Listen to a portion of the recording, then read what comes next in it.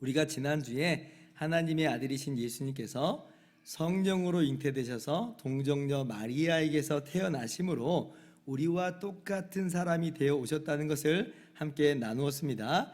하나님의 아들이 그렇게 사람됨을 취하심으로 우리의 중보자요, 우리의 구속자가 되어 주셨다. 이게 핵심이라고 했어요. 자, 그렇다면 오늘부터 3주간은 예수님께서 구속자로서, 우리의 구속자로서 어떤 일들을, 어떤 직분을 수행하셨는지를 살펴보는 거예요. 3가지 직분을 행하셨습니다. 소요리 문답 23번 문답이 잘 정리해주고 있죠. 질문입니다. 그리스도께서는 우리의 구속자로서 어떤 직분들을 행하십니까? 답을 함께 읽습니다. 시작. 그리스도께서는 우리 구속자로서 낮아짐과 높아짐이라는 두 상태에서 선지자, 제사장, 그리고 왕의 직분들을 행하십니다. 자, 예수님께서 우리의 구속자로서 3가지 직분을 행하셨다, 이렇게 정리해주고 있죠. 뭐예요? 선지자, 제사장, 왕의 직분을 행하셨다. 그 직분을 수행하심으로 우리의 구속자가 되어주신 거예요.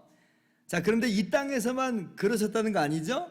낮아짐, 즉 이 땅에 오셨을 때는 물론이고 높아짐, 부활하셔서 승천하시는 이 지금 이 순간에도 여전히 늘 이 3가지 직분을 수행하고 계신다, 우리의 구속자로서. 자, 그러면 좀 궁금하죠. 왜 꼭 3가지인가? 뭐 다른 것이 있을 수도 있는 것 아닌가? 뭐 이런 궁금함 좀 들 수도 있겠습니다. 그런데 이 3가지는 괜히 3가지가 아니에요. 이 3가지는요, 구속자라면 마땅히 수행해야 되는 것이고요. 그래서 이 3가지를 이야기하는 것이고, 그리고 그런 3가지 직분을 구약 성경이 예고해주고 있기 때문에 그래요. 그러니까 그냥 소요리 문답이 임의로 이 3가지를 추려낸 게 아니라 성경에서 구속자로서 이것의 역할이 지금 제시되고 있다는 거죠. 예수님이 바로 그런 역할을 하셨다는 겁니다. 여러분, 우리가요, 그리스도라고 하는 이 단어를 조금 제대로 알 필요가 있어요. 그리스도라고 하는 것을 우리가 예수님의 이름이다, 뭐 이런 수준으로만 우리가 알고 있어요. 근데 사실은 이 그리스도라고 하는 이 단어는 이름이 아니고 직분입니다. 저도 주일학교 출신이기 때문에, 또 그리고 주일학교 사역을 오래 해왔기 때문에 종종 퀴즈를 냈어요. 예수님의 이름 3가지 뭘까요? 막 그럼 이제 딱 손들고 얘기하잖아요. 예수님, 임마누엘, 그리스도 정답이에요. 그럼 선물 주고 상품 주고 그랬던 기억이 납니다. 잘 기억하라고 이렇게 내준 거예요. 근데 엄밀하게 말하면 그리스도는 이름이 아니고 직분이에요. 마치 예를 들면 이순신 장군, 우리가 그렇게 부르잖아요. 이순신 장군. 이순신이 이름이죠. 장군은 이름이 아니에요. 직분이에요. 그러니까 마찬가지로 예수 그리스도라고 할 때 예수, 이게 이름이죠. 그리고 그리스도, 이거는 직분입니다. 그러면 이 그리스도가 도대체 무슨 직분인가라고 할 때에 요 3가지를 말하는 거예요. 선지자요, 제사장이요, 왕이시다라고 하는 말이죠. 구약 성경을 보면 이 그리스도가 바로 요 3가지 직분임을 우리가 알 수가 있습니다. 물론 구약에 그리스도라고 하는 단어가 나오진 않아요. 그런데 같은 뜻으로 메시아라고 하는 단어가 있어요. 메시아. 이게 완전 똑같은 단어예요. 사실 그리스도는 메시아를 번역한 거예요. 요한복음 1장 41절 보면 메시아는 번역하면 그리스도라, 이렇게 나오거든요. 그러니까 구약에는 메시아라고 써 있는 것뿐이고, 그리고 신약에는 그것이 그리스도라고 써 있는 거예요. 똑같은 단어예요. 근데 그러면 구약의 그 메시아, 이게 이제 기름 부음 받은 자라는 뜻인데, 그럼 어떤 직분자들이 기름 부음을 받았느냐, 이렇게 물어보는 거죠. 3가지 직분이 기름 부음 받았다는 거예요. 그래서 그리스도는 이 3가지 직분이라 하는 거죠. 메시아는 이 3가지 직분이라 하는 거예요. 선지자, 제사장, 왕이 기름 부음을 받고 그 역할을, 그 직분을 수행했다는 겁니다. 그런데 이제 구약에서는 선지자면 선지자, 제사장이면 제사장, 왕이면 왕, 이렇게 한 가지씩만 해요. 물론 이제 간혹 다윗과 같이 왕이면서 선지자 직분을 행하는 사람도 있긴 있습니다만은 대체로 한 가지만 하거든요. 그러나 예수님이 그리스도라고 할 때는 그러면 선지자입니까? 제사장입니까? 왕입니까? 셋 중에 어떤 겁니까? 이게 아니고 예수님은요, 이 3가지 직분을 모두 다 수행하십니다. 그래서 사실은 구약에 나오는 그 많은 메시아들이, 그 많은 소위 그리스도들이, 기름 부음 받은 자들이 사실은 각각의 측면에서 예수님의 사역을 미리 보여주는 그림자요, 예표다.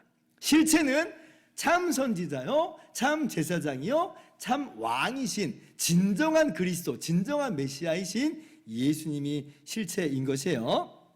자, 그래서 우리가 앞으로 3주간 그렇게 예수님이 수행하신 그 그리스도 직분, 세 가지 직분을 살펴볼 것이고요.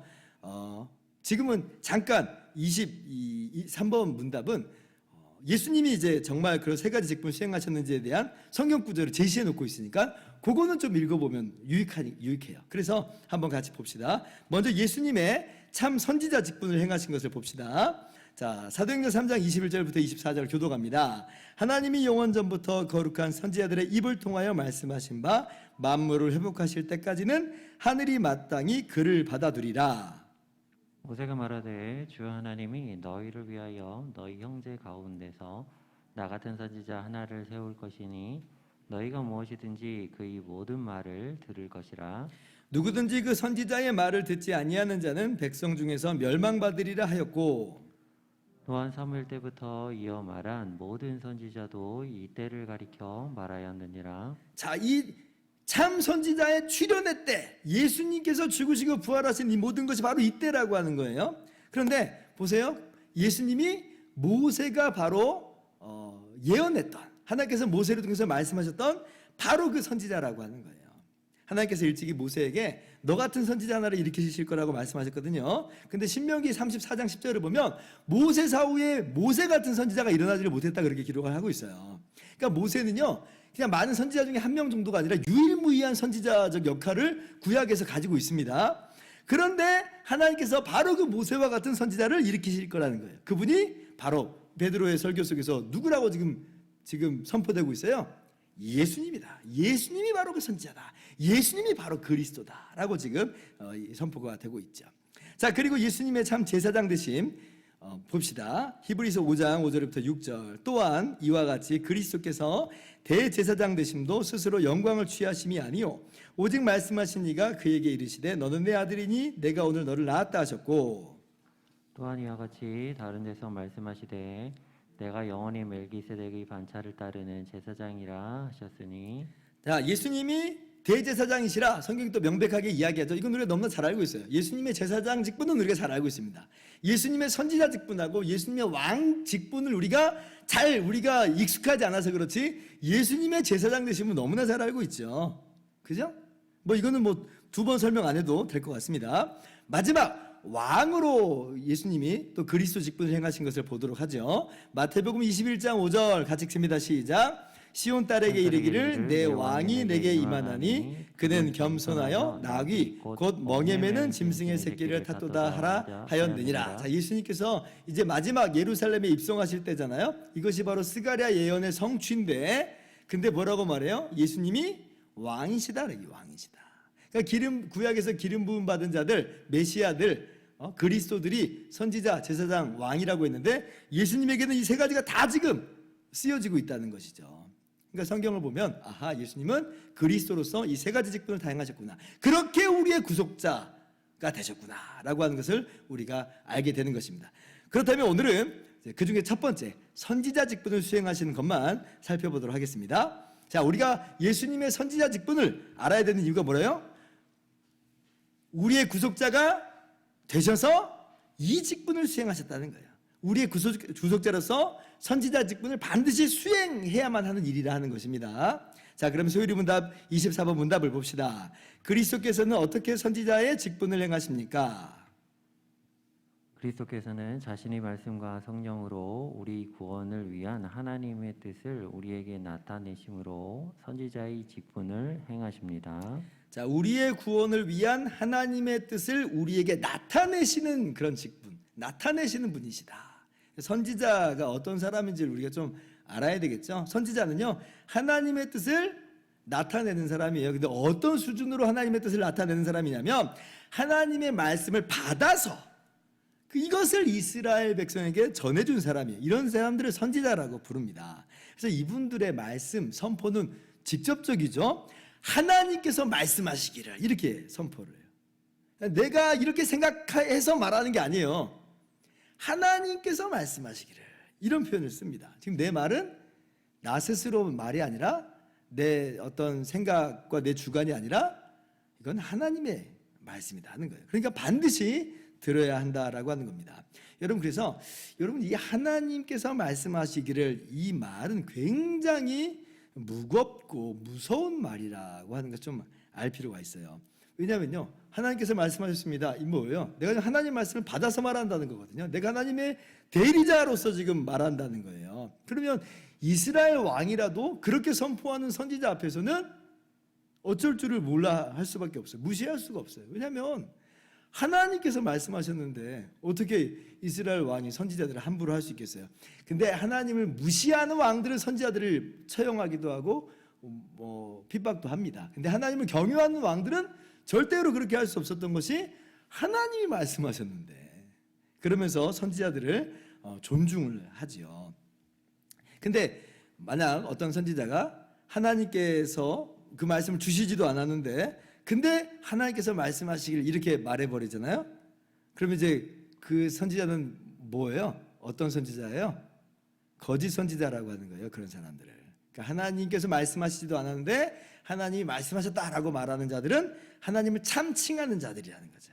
참칭하는 자, 거짓 선지자다. 그래서 신명기 28장 20절 보면 그 거짓 선지자는 죽임을 당하리라고 이야기를 해요.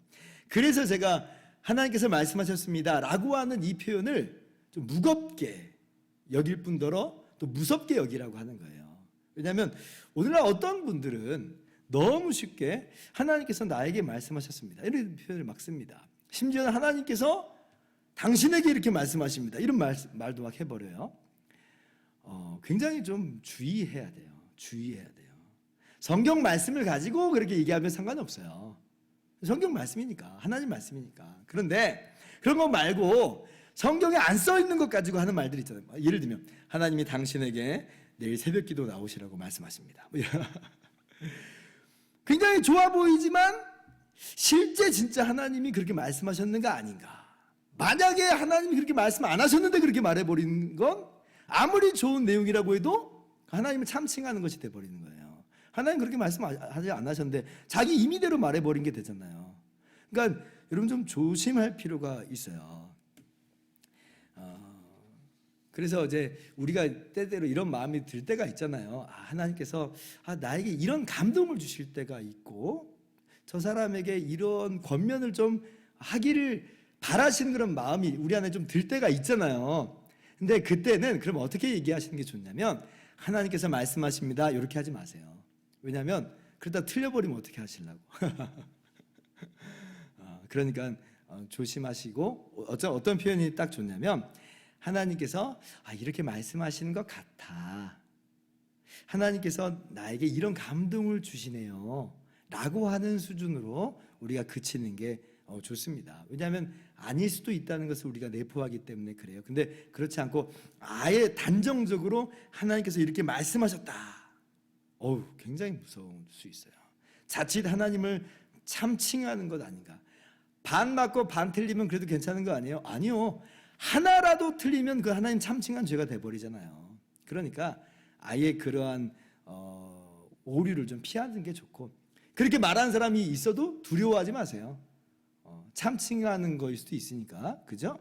그러니까 무서워할 필요 없어요. 괜히 세상 사람들이 점장이 앞에 가면 좀 무서워하잖아요. 막 믿는 사람들도 하나님께서 이렇게 말씀하셨습니다 이런 사람들 앞에 가면 좀 무서워해요. 진짜 그분이 하나님하고 친한 것 같고 막 그래가지고 무서워하거든요. 진짜 하나님이 그를 통해서 말씀하시는 것 같고. 그러니까 한마디로 중매가 돼버리는 거예요. 영매가 되는 거죠. 그러니까 너무 두려워하지 마시고 우리 스스로도 좀 조심하시고, 이렇게 하나님께서 이렇게 말씀하시는 것 같다, 하나님이 이런 감동을 주시네요, 이 정도만 우리가 그렇게 하면 좋겠습니다. 어쨌든 선지자는 어떤 사람들이다? 하나님의 말씀을 받아서 하나님의 보내심을 받아 그 하나님의 말씀을 전하는 사람이에요. 그렇게 하나님을 알게, 하나님의 뜻과 하나님의 성품을 알려주는 대변인 같은 사람이다라고 하는 거예요. 자, 그러면 왜 하나님이 선지자들을 보내셨을까요? 왜요? 백성들이 하나님을 떠나 하나님을 알지도 못하고 하나님의 뜻도 모르고 죄악 가운데 사니까 그러니까 보내신 거예요. 그렇게 살다가는 하나님의 의로우신 심판 가운데 망해버리니까 회개하고 돌아오라는 거죠. 지금 하나님 떠난 그 삶이 지금 당장은 행복해 보여도 사실은 그 안에 깊은 공허함과 그 안에 불안과 걱정과 염려로 가득 들어차 있기 때문에 행복이 없기 때문에, 그러므로 선지자들을 통해서 하나님을 알려주시는 거예요. 하나님께로 돌아오라는 거죠. 근데 백성들이 뭐 스스로 깨닫는 힘, 돌이키는 힘도 없잖아요. 그러니까 하나님의 말씀을 알려주고 깨닫게 해준 사람이 필요가 있던 거예요. 그들이 바로 선지자들이다. 그래서 살게 한 거예요. 살게. 하나님께로 돌아와서 진정한 행복을 누리고 진정한 평안을 누리고 진정한 구원을 받아 하나님 안에서 풍성함을 누릴 수 있도록, 이 사람들이 바로 선지자들이다. 예수님이 바로 그런 직분을 행하셨다는 거예요. 자, 그런데 예수님의 선지자 직분은요, 구약의 선지자 직분하고 똑같긴 한데, 그러나 질적인 측면에서는 차원이 다릅니다. 역할은 똑같은데 질적인 차원에서 차이가 있어요. 왜냐하면 구약의 선지자들은 하나님의 말씀의 일부만 전해 듣고 그렇게 제한적으로 부분적으로 백성들에게 선포했을 따름이에요. 그죠? 그러나 예수님은 어떻게 하셨어요? 우리의 구원을 위한 하나님의 충분한 말씀 전부를 우리에게 다 말씀하셨어요. 전부를. 게다가 구약의 선지자들은 말단 직원으로서 사장님의 훈시를 전달해 주는 그런 역할이라고 했다면, 예수님은 마치 대표자가 직접 나와서 훈시를 하는 그러한 모습이라고 할 수 있습니다. 왜냐하면 예수님은 하나님 그분이시잖아요. 삼위일체 하나님이시니까요. 그러니까 하나님을 알게 해주시는, 하나님의 뜻을 알려주시는, 하나님의 성품을 알려주시는 데 있어서 구약의 선지자들보다도 월등히 질적으로 차이가 있다. 우리가 함께 읽은 요한복음 14장 말씀이 그것을 분명하게 이야기하고 있죠. 자, 다시 한번 교도가면서 읽어볼게요. 7장 7절부터 14장 7절부터 10절. 너희가 나를 알았더라면 내 아버지도 알았으리로다. 이제부터는 너희가 그를 알았고 또 보았느니라. 빌립이 이르되 주의 아버지를 우리에게 보여주옵소서.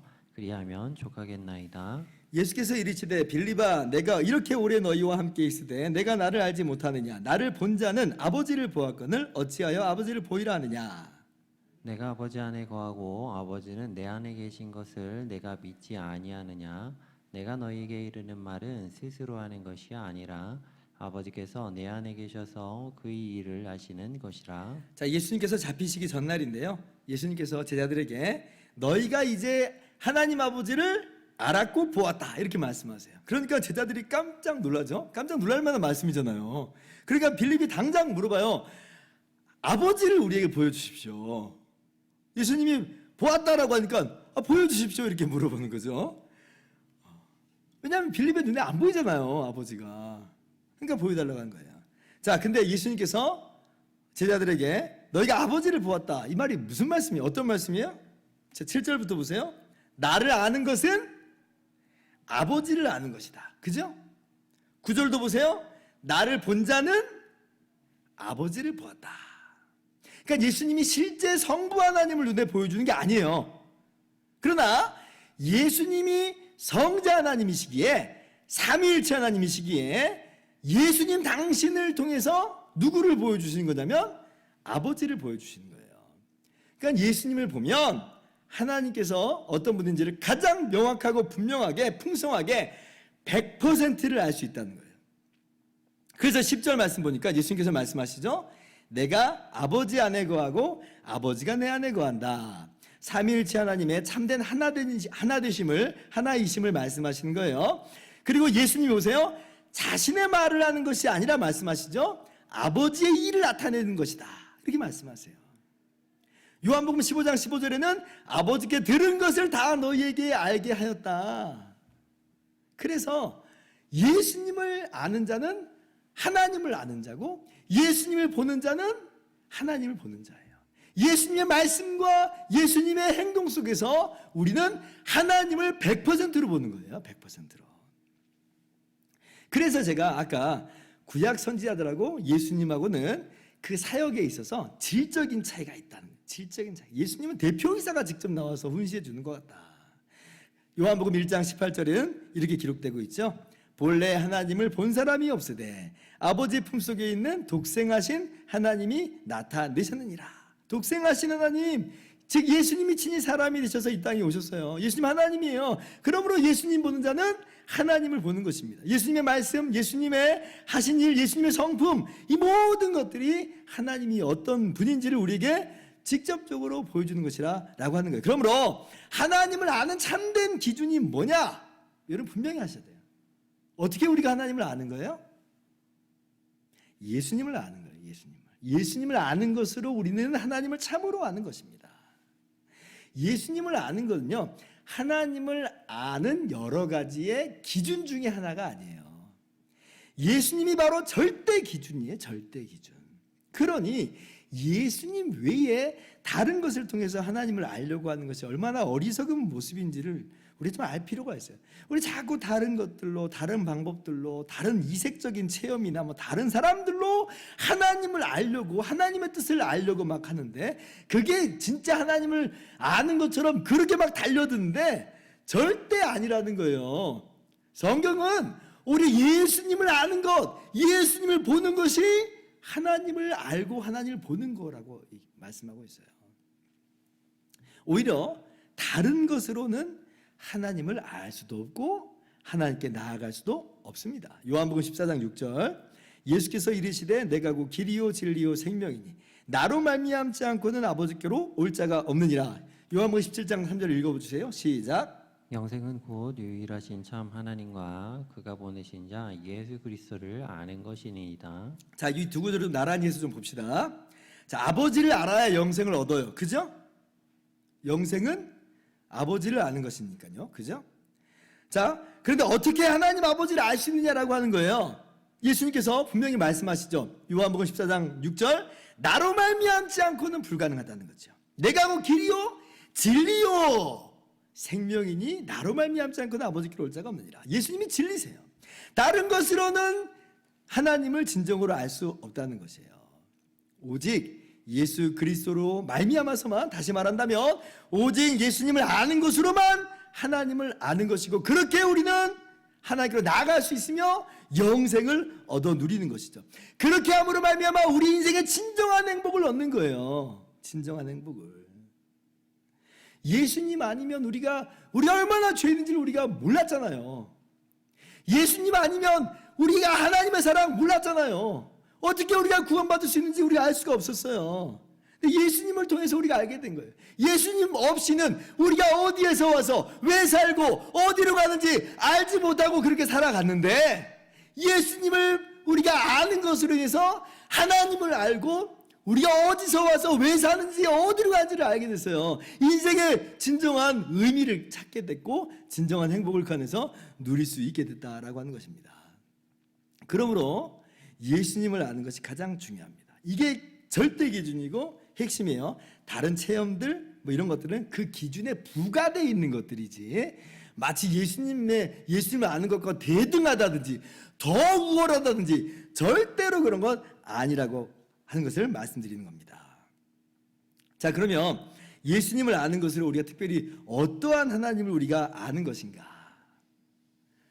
하나님께서요, 예수님을 통해서 하나님의 뜻이 무엇인지, 하나님이 어떤 분이신지 뭐라고 말씀하여 보여주세요? 많은 것들이 있지만 가장 핵심적인 내용은 뭐냐면, 하나님이 우리를 무한하게 사랑하신다라고 하는 것을 예수님을 통해서 알려주셨습니다. 이게 예수님의 선지자 직분의 핵심이에요. 하나님이 사랑이라고 하는 것을 예수님이 그 선지자 직분 속에서 우리 가운데 명확하게 보여주셨어요. 얼마나 사랑이신가? 이 정도야 라고 예수님이 당신의 십자가로 선지자로서 우리에게 하나님을 알려주신 거죠. 로마서 5장 8절, 우리가 아직 죄인 되었을 때에 그리스도께서 우리를 위하여 죽으심으로 하나님께서 우리에게 대한 자기의 사랑을 확증하셨느니라. 하나님 얼마나 우리 사랑하십니까? 구약 성경에도 여러 선지자들이 많이 이야기했어요. 그러나 어느 정도입니까? 라고 할 때에 하나님께서 예수님을 죽음으로 내어주시기까지 라고 대답하시는 거죠. 예수님은 하나님의 아들인데 아들을 내어주셨어요. 또 다른 말로는 예수님은 하나님이신데 하나님 자신을 내어주신 거예요. 얼마나 사랑하십니까? 이만큼이다. 이처럼 사랑하신다. 이처럼 사랑하신다. 예수님의 십자가로만, 예수님으로만 우리가 알게 되는 거예요, 이거는. 그러니까 예수님의 선지자 직분의 탁월성이 여기서 보여지는 거죠. 요한일서 4장 10절 16절도 봅시다. 사랑은 여기 있으니 우리가 하나님을 사랑한 것이 아니요 하나님이 우리를 사랑하사 우리 죄를 속하기 위하여 화목제물로 그 아들을 보내셨습니다. 16절. 하나님이 우리를 사랑하시는 사랑을 우리가 알고 믿었노니 하나님은 사랑이시라. 사랑 안에 거하는 자는 하나님 안에 거하고 하나님도 그의 안에 거하시느니라. 네, 그 지난주에 박윤호 목사님이 아주 멋진 말을 하셨죠. 이런 말씀하셨어요. 우리는 믿음 때문에 구원받는 것이 아니라 하나님의 사랑 때문에 구원받는 것이다. 우리는 우리를 구원하시는 하나님의 사랑을 믿는 것이다. 이렇게 얘기했어요. 진짜 멋진 말이에요. 우리의 믿음이라고 하는 것은 하나님께서 예수 그리스도를 우리 죄를 대신해 십자가에 내어놓으시기까지, 죽이시기까지 그렇게 우리 사랑하심을 그렇게 그저 받는 거예요. 우리의 구원에 있어서 우리의 믿음이 대단한 기여를 한 것이 아니라고 하는 겁니다. 믿음은 마치 거저, 이 거지가 빈손으로 왕의 선물을 받는 것과도 같아요. 어떤 기여나 공로가 전혀 아니라고 하는 거예요. 그래서 믿음으로 구원받았다라고 하는 말을 믿음 때문에 구원받았다는 말로 오해해서는 안 됩니다. 믿음은 그저 받는 통로예요. 수단이에요. 믿음의 중요성을 간과드리려고 말씀드린 게 아니라 그 중요한 믿음이 어떤 믿음인지를 바르게 설명하려고 말씀드리는 거죠. 아무튼 자, 예수님을 통해서 하나님이 사랑이심을, 우리를 이렇게 사랑하심을 100%로 보여주셨다. 얼마나 놀라워요. 하나님 우리 사랑하세요. 얼마나 우리가 많이 궁금해요. 어느 정도로 사랑하신지 굉장히 궁금하잖아요. 하나님의 사랑을 막 이것저것으로 측정해보고 측량해보려고 우리 애를 많이 쓰잖아요. 대표적으로 잘 먹고 잘 사는 걸로 측정을 하려고 합니다. 근데 그런 걸로 하나님의 사랑을 측정한다는 게 굉장히 무서운 거예요. 아니 그러면 이 세상에 잘 먹고 잘 사는 안 믿는 사람이 얼마나 많은데 하나님의 사랑의 측정은요 예수님만큼이에요. 예수님만큼. 예수님으로만 보여주신 거예요. 그러한 사랑을 우리가 받았음을 예수님을 통해서 분명하게 깨달아 아시기를 주님의 이름으로 축원합니다. 물론 이제 하나님께서 예수님의 이 선지자 직분을 통해서 또 보여주신 것은 하나님이 또 얼마나 의로우신지도 또 아울러 보여주셨죠. 사실은 예수님이 십자가라고 하는 것이 우리 죄를 위해서 대신 죽으신 십자가잖아요. 그만큼 하나님은 죄를 용납하실 수 없는 100% 의로운 하나님이라고 하는 것을 또한 예수님이 100%를 보여주신 거예요. 그렇게 우리 죄를 남김없이 해결하지 않고서는 우리를 하나님께로 인도할 수 없는 거거든요. 그러니까 우리 죄를 위해서는 하나님께서 하나님의 아들이 대신 죽으시기까지 하셔야 될 정도로 그렇게 하나님은 의로우신 하나님이구나 라고 하는 것도 우리가 더불어서 아는 것이다. 그래서 이렇듯 우리의 구원을 위한 충분한 뜻을, 하나님의 그 성품을 예수님을 통해서 하나님은 100%로 보여주셨어요. 이것이 예수님의 선지자 직분의 핵심이라. 예수님은 하나님을 보여주신 겁니다. 예수님을 아는 것으로 우리는 하나님을 알고 예수님을 보는 것으로 하나님을 보는 것이다. 이러한 예수님의 선지자 직분을 꼭 기억하시기 바랍니다. 자, 마지막으로 한 가지만 더 말씀드리겠습니다. 그러면 예수님의 이 선지자 직분은 이 땅에 계셨을 때만, 낮아지셨을 때만 하신 거냐라고 할 때 아까 우리 소율음답 23번이 응답이 뭐라고 그랬어요? 낮아졌을 때뿐만 아니라 높아지셨을 때도 일을 하셨다고 그랬잖아요. 그러면 예수님이 지금 높아지신 후에도 여전히 선지자 직분을 행하신다는 건데 그러면 어떻게 이건 행하시는 것이냐라고 할 때 이것은요 예수님께서 성령을 우리에게 보내주심으로 우리로 하여금 예수님을 알게 하시는 것으로 선지자 직분을 행하시는 것이에요. 그렇잖아요. 우리가 사도들도 아니고 예수님 말씀과 예수님의 행동을 직접 눈으로 보고 듣고 뭐 그런 것도 아니잖아요. 우리는 기록된 말씀만, 하나님 말씀만 갖고 있을 뿐이에요. 근데 이 말씀도 우리의 지혜로 깨달을 수가 없어요. 그죠? 그런데 보세요. 예수님이 성령을 우리 가운데 보내주셔서 하나님의 말씀이 성경을 깨닫게 하셔서 예수님을 알게 하시는 거예요. 그렇게 하나님을 알게 하시는 그러한 일을 행하신다는 것입니다. 요한복음 14장 26절. 자, 보혜사 곧 아버지께서 내 이름으로 보내실 성령, 그가 너희에게 모든 것을 가르치고 내가 너희에게 말한 모든 것을 생각나게 하리라. 성령께서 다 생각나게 하신다는 거예요. 요한복음 15장 26절 같이 읽습니다. 시작. 내가 아버지께로부터 너희에게 보낼 보혜사 곧 아버지께로부터 나오시는 진리 성령이 오실 때 그가 나를 증언하실 것이요. 자, 예수님께서 보내시는 보혜사 그러죠? 그죠? 예수님의 이름으로 아까 아버지께서 예수님의 이름으로 보내실 성령 그랬고 여기서는 내가 아버지께로부터 너에게 보낼 보혜사 그렇게 얘기하고 있어요.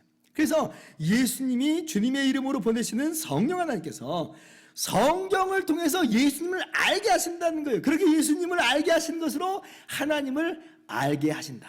그러므로 지금도 예수님은 주의 이름으로 보내시는 성령을 통해서 선지자 직분을 행하신다라고 하는 것입니다. 자, 이제 말씀을 정리합니다. 자, 오늘 예수님께서 우리의 구속자로서 행하신 우리의 이 세 가지 직분이 있다고 그랬어요. 그리스도라고 했습니다. 그 그리스도라는 통칭 직분으로 우리가 이야기하는데 그것이 세 가지 직분을 다 포함하고 있다고 하는 거예요. 선지자, 제사장, 왕이라고 했어요. 그리고 오늘은 우리가 예수님의 선지자 직분을 함께 나눴습니다. 한마디로 정리하자면 예수님은 하나님을 100% 보여주셨다. 우리의 구원을 위한 하나님의 충분하신 뜻과 성품을 100% 보여주신 거예요. 그렇게 우리가 하나님을 알아 믿음으로 구원받게 된 거죠. 그 사랑의 하나님을 알므로 우리가 정말 하나님 안에 그 풍성함 가운데 부유함 가운데 들어가게 된 거예요. 그리고 주님께서는 주의 이름으로 보내시는 성령을 통해서 오늘도 예수님을 알게 하시는 것으로 그 하나님의 사랑의 그 풍성함을 날마다 더욱더 알게 하여 주신다. 이렇게 선지자 직분을 늘 행하시는 우리 주님이심을 우리가 꼭 기억하실 수 있기를 바랍니다. 자, 오늘 여기까지 하겠습니다.